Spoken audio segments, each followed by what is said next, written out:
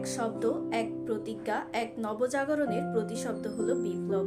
বিপ্লব মানে শুধু পরিবর্তন নয়, বিপ্লব মানে স্রোতের বিপরীতে প্রতিকূল পরিস্থিতিতে সকল অন্যায় জুলুমের আদর্শিক মোকাবেলা করে সত্যের প্রতিষ্ঠা, ন্যায়ের পুনর্জাগরণ।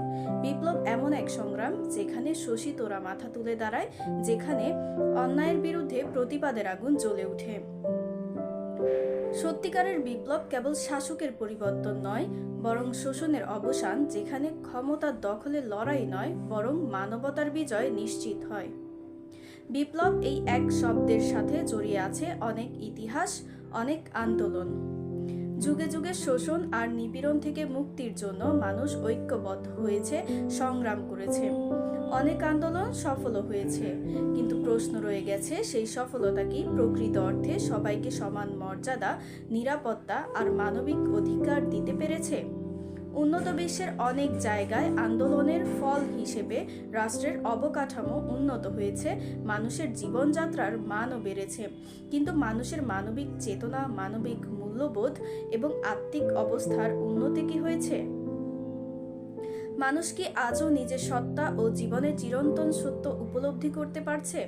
তথাকথিত বিপ্লবের নামে যে আন্দোলন, যে সংগ্রাম আদৌ বৈপ্লবিক কোনো পরিবর্তন আনতে পারে না, সব মানুষের মানবিক অস্তিত্ব রক্ষা করতে পারে না, সবার জীবনের নিরাপত্তা, সবার মত প্রকাশের অধিকার, স্বাধীনতা নিশ্চিত করতে পারে না, সবার রুটি রুজির সম অধিকার নিশ্চিত করতে পারে না, সব মানুষের জন্য মানবতার রাষ্ট্র গড়তে ব্যর্থ হয়, মানবতার বিশ্ব গড়ে তোলার কোনো দিশা যে বিপ্লবের মূল উদ্দেশ্য হয় না, তা প্রকৃত অর্থে কোনো বিপ্লবী নয়। বিপ্লবের অর্থ কেবল আন্দোলন সফল হওয়ার মধ্যেই সীমাবদ্ধ নয়। বাংলাদেশেও বর্তমানে আন্দোলনের সফলতাকে ব্যবহার করে জনগণের জীবনকে জিম্মি করে আবারও ক্ষমতা দখলের ঘৃণ্য লড়াই চলছে। শোষণ আর নিপীড়নের নতুন নতুন ভয়াবহ রূপ তৈরি হয়েছে। রাষ্ট্র যেন কিছু মানুষের হাতে বন্দী। গণতন্ত্রের নামে চলছে গুন্ডাতন্ত্র, অর্থনীতির নামে চলছে ধ্বংস।